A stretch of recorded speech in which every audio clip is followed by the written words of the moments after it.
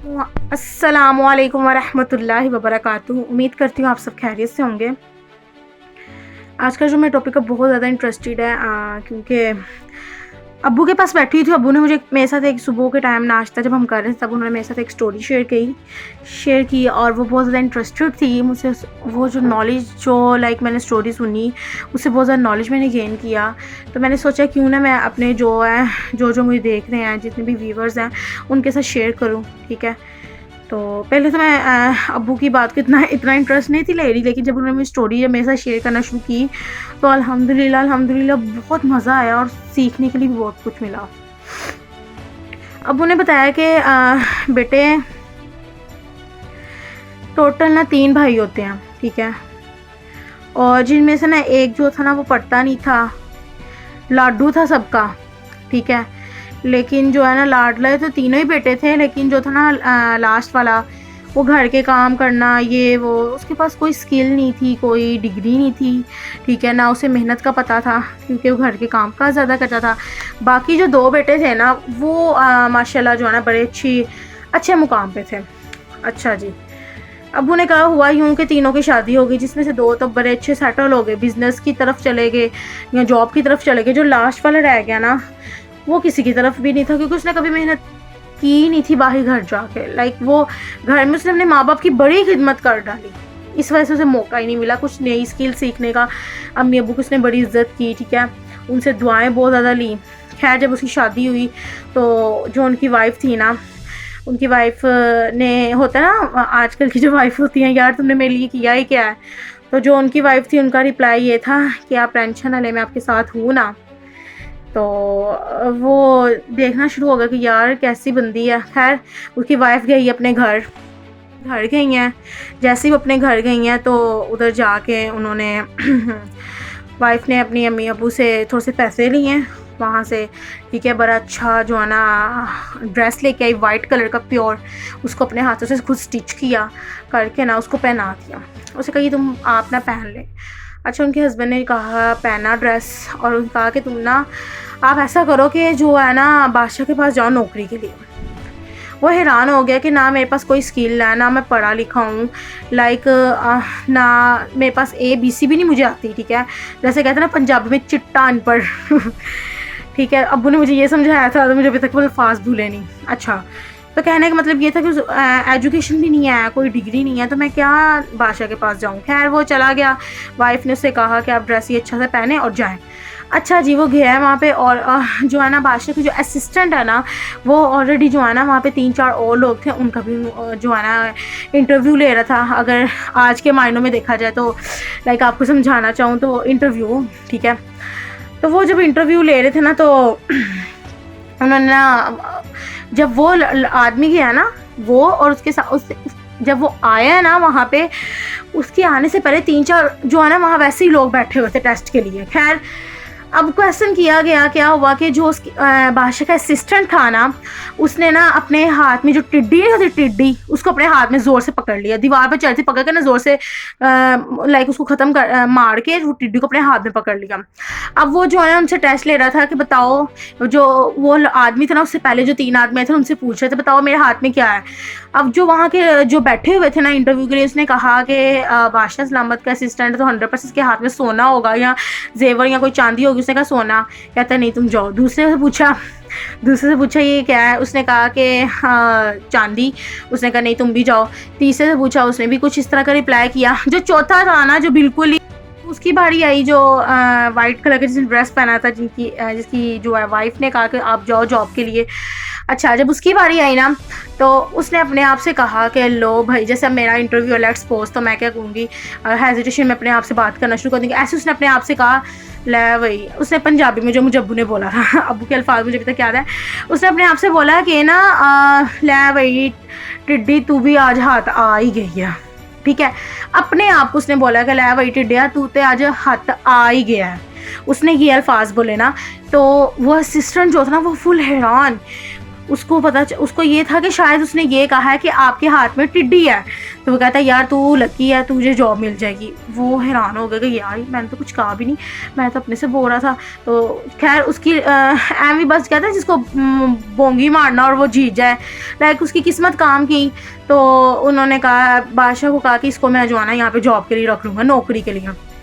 ठीक है, हुआ यूँ कि जॉब उसकी लग गई। 10-15 दिनों के बाद क्या हुआ कि अचानक ना बादशाह का ना हीरा गुम हो गया।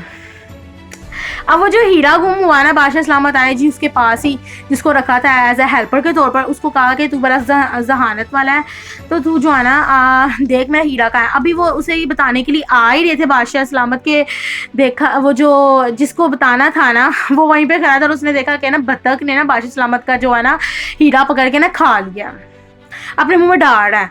तो उसने दूर से देखना, जल्दी से छोटा सा कंकरी नहीं होती, पत्थर स्टोन टाइप, उस स्टोन को ना उसके पाँव पे जोर से मारा और वहीं पे उसकी टांग थोड़ी सी टेढ़ी होगी। ठीक है, फिर उसी वक्त बादशाह सलामत आ गए। उसने अपना सारी स्टोरी बताई। उसने कहा कि बादशाह सलामत आप ऐसा करें, 100 बतख जो है ना मुझे चाहिए। वो 100 डक्स जो है ना लेके आया।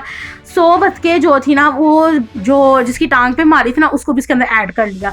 उसने कहा कि जो है ना ये जो 100 बतखें हैं, ठीक है, इनमें जो जिसकी ज़िबा टांग हुई है ना, आप उसको जो है ना लाइक जिसकी टांग टूटी हुई है उसको ज़िबा कर दें। अच्छा, उसने कहा अच्छा, बड़ी हैरानगी की बात है, जो है ना जिसकी टांग थोड़ी सी टूटी होगी ना उसको ज़िबा करें, उसके पास है हीरा। उन्होंने सेम एज इट जो है ना उसको ज़िबा किया, तो वाकई उसके अंदर से हार निकला है। वो तो बड़े हैरान हो गए कि यार वाकई इसका बड़ा ज़हीन है, बड़ा ज़हीन है। ऐसे ही हुआ कि ना तकरीबन फिर 10-15 दिनों के बाद ना लाइक 1 मंथ बाद ना, 1 महीने के बाद जो है ना क्या हुआ कि जो बादशाह सलामत का जेवर था ना, सोना जेवर जो भी था वटेवर, वो सारा जो था ना चोरी हो गया। अब वो फिर आया उसके पास कि यार ये तो बड़ा इंटेलिजेंट है, शायद ये मेरी हेल्प कर दे। तो उसे कहा कि ना मेरा ना ऐसे जेवर गुम हो गया। अच्छा, वो क्या, तो आप मेरे ना आपने ढूंढना है, ठीक है। वो कह के चले गए। उनका मुझे ना आप 8 दिनों का टाइम दे। वो बेचारा जो है वो हैरान हो गया कि लो, पहले तो मेरी एवं किस्मत काम कर गई, तुक्के काम हो गया, जो भी तुक्का मैंने मारा काम हो गया, लेकिन अब मैं सोना कहाँ से ढूंढूंगा जो इनका जेवर गुम हुआ है। अच्छा, वो अभी इसी कश्मकश में ना उसने 8 दिन लिए थे बादशाह सलामत से कि मैं ढूंढ के लाऊंगा। 7 दिन गुजर गए, लेकिन उस बेचारे के पास सुराग भी नहीं उससे मिला। खैर अभी ना अभी वो ये सोच में ही था कि सिर्फ 1 दिन रह गया था 8 दिनों में से। 8 दिनों में सिर्फ 1 दिन रह गया। तो क्या हुआ कि ना जिन्होंने चोरी किया था ना सोना जेवर, वो भी बेसिकली 8 ही लोग थे, ठीक है। अब वो जो 8 लोग थे ना, उसमें वो 8 के 8 लोग कहते हैं आपस में बात करना शुरू हो गए कि यार मैंने सुना है कि बादशाह के पास ना एक आया हुआ है, अभी उसको रिसेंटली जॉब मिली है, वो बड़े अच्छे तुक्के लाइक जो है ना पकड़ लेते हैं हर काम को, जो भी उनकी चीज़ जो गायब होती है, तो कहीं हम पकड़े ना जाएं। वो 8 के 8 सोचते हैं कि क्यों ना हम उसको ख़त्म ही करते हैं। वो इस सोच के साथ ना आते हैं बादशाह सलामत के महल में कि अभी वो आ ही रहे होते हैं कि जिनमें से ना 8 में से ना एक जो था ना चोर, वो कहता है कि यार मैं ना ज़रा वाशरूम से होके आया, वो पेशाब करने चला जाता है। बाकी टोटल कितने रह गए 7, ठीक है। तो वो अभी आ रहा होता है और यही सोच में होता है कि ले भाई, जो वाशरूम में गया होता ना उधर ही वो भी कहीं खड़ा होता है। तो वो अपने आप से बात करता है कि लो भाई 8 थे जिसमें से जो है ना 7 रह गए। लो, वो जो वाशरूम कर रहा होता ना वो डट जाता है कि यार इसको कैसे पता कि हम 8 लोग हैं और 8 में से एक रह गया। बेसिकली वो बेचारा जो था ना जिसको जॉब के लिए रखा होता ना, वो बेसिकली अपने आप से बात करता है कि लो जी 8 थे दिन जिसमें से कितने रह गए, 7 रह गए। वो कहता है 8 थे जिसमें 7 रह गए। और वो जो वाशरूम के लिए आया था उसको ये समझ आती है कि ये शायद हमें एक अकाउंट कर रहा है। वो जाता है भागा भागा अपने दोस्तों, वही सातों चोरों के पास जाता है। कहता है यार उसको पता चल गया, अब क्या करें, हम ऐसा करते हैं, हमें कोई भी नहीं बचाएगा, उसने बता देना बादशाह को, तो बस हम तो गए। हम ऐसा करते हैं, हम उससे जाके गिड़गिड़ाते हैं, रोते हैं, माफ़ी मांगते हैं कि यार तू जो है ना हमें प्लीज़ हमें माफ़ी दिलवा दे, बादशाह सलामत से हमारे से गलती होगी। अच्छा जी, वो भी बेचारा वो भी डर में था होता है कि अचानक अभी जा रहा था बादशाह के पास कि अचानक उसके पास खुद ही आ जाते उठ के उस 8 के 8 चोर आगे कहते हैं कि हमारे से गलती होगी बहुत बड़ी, हमें माफ़ी दे दो, हम तुम्हारे पाँव पकड़ते हैं। उसने कहा अच्छा चलो कोई मसला नहीं। वो अगले दिन जाता है दोबारा बादशाह के पास। बादशाह को कहता है कि जो है ना मुझे आपका सोना जेवर सब कुछ मिल जाएगा, मुझे 8 मजदूर चाहिए। उन्होंने कहा आपको इजाज़त है 8 मजदूर की। वो 8 मजदूर जो चोर होते हैं उनको ले आता है। वो कहते हैं आप ढूंढे। वो 8 जो चोर होते हैं वो सारा सोना जेवर ढूंढ के, बेसिकली होता तो उनके पास ही है, वो दे देते हैं उसको। तो वो पकड़ के 8 के जो है ना सोना से वो बादशाह सलामा के पास रखते हैं। बादशाह सलामा जो होते हैं वो उसमें से लाइक 30% चोरों को दे देते हैं, जिसमें से 20% उसको कहते हैं कि ये आप एज ए प्राइस के तौर पर रखो। और इसी तरह से चल जो है ना टाइम चल रहा होता है। और फिर इससे ये हमें अब्बू ने मुझे बताया कि बेटे जी इससे हमें ये स्टोरी से ये लेसन मिलता है। पहली बात तो ये कि हमें कभी भी फारिग नहीं रहना चाहिए। आप कुछ भी नहीं ना आपके पास स्किल, लेकिन कुछ ना कुछ करने का, कुछ ना कुछ काम करने की हिम्मत लाजमी रखो। और अगर आप कुछ नहीं भी कर रहे ना, लेकिन पीछे से अगर आपको कोई आवाज़ दे रहा है, लाइक अगर आपकी बेस्ट फ्रेंड है वो आपको कुछ मूव ऑन करने की कह रही है, या आपके मामा हैं, आपके बाबा हैं, वो आपको कह रहे हैं, या आपकी कोई फ्रेंड है जो आपको आगे मूव ऑन करने का कह रहे हैं, तो आप उनकी बात ज़रूर मानो, ठीक है। और पता चला इस स्टोरी से कि हमें हमेशा जो है ना कुछ करना चाहिए, फ्री नहीं बैठना चाहिए। और अम्मी अबू की जो है ना दुआएं भी रंग लाती हैं। ओके जी, अल्लाह हाफिज़।